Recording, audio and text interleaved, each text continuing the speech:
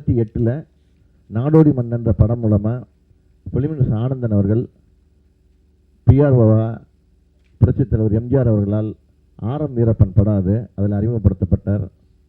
அதிலிருந்து இந்த பிஆர்ஓங்கிற தொழில் இன்றைக்கி நீக்கமர நிறைஞ்சு இன்றைக்கி இண்டஸ்ட்ரி ஃபுல்லாக எல்லார் வாயிலும் சொல்கிற ஒரு பேராக இருக்குது. அதுக்காண்டி 2008 நாங்கள் அதுக்காண்டி ஒரு விழா எடுத்தோம்.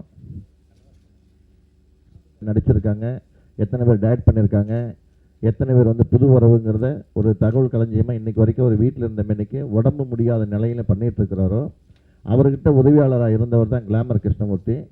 அவர் கிட்டத்தட்ட ஒரு 30 வருஷத்துக்கு முன்னாடி ஃபிலிம் டைரக்டரி போட்டார். கிளாமர் சினி கைடுன்னு பேர். அது பேர் அந்த புக்கில் தான் இண்டஸ்ட்ரியில் இருக்கிற அத்தனை நடிகர் நடிகைகள், டைரக்டர்ஸு, மியூசிக் டைரக்டர்ஸு, இன்றைக்கி நீங்கள் பார்க்குற வெரைட்டி, விக்டரி, இந்த டைரக்டருக்கெலாம் முன்னோடி அவர் போட்டது தான்.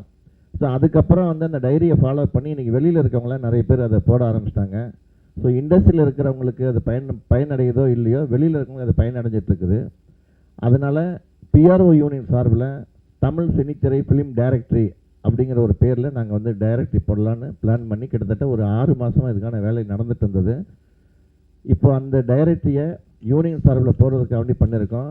அதுக்கான விளம்பர கட்டணங்கள் மற்ற விகிதங்கள் எல்லாமே உங்களுக்கு நாங்கள் அறிமுகப்படுத்துகிறோம், சொல்கிறோம்.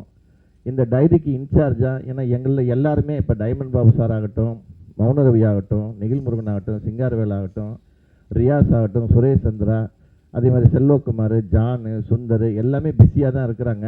இந்த பிஸி ஷெட்யூலுக்கு இடையிலையும் யூனியனுக்கு கட்டுப்பட்டு எல்லாமே அவங்க செயல்படுத்திட்டு வர்றது இந்த நேரத்தில் நன்றி தெரிவிச்சுக்கிறோம்.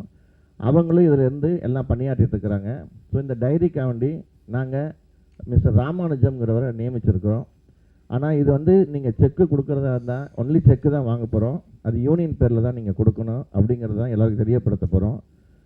இதை ஃபுல் டீட்டெயில் விளம்பர கட்டணங்கள் எல்லாமே பின்னாடி நான் உங்களுக்கு சொல்லுவோம்.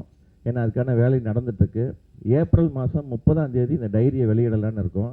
அன்றைக்கி யூனியன் சார்பில் ஒரு ஃபங்க்ஷன் வைக்கலான்னு இருக்கோம். அதுக்கான அறிவிப்புகள்லாம் பின்னாடி வரும்.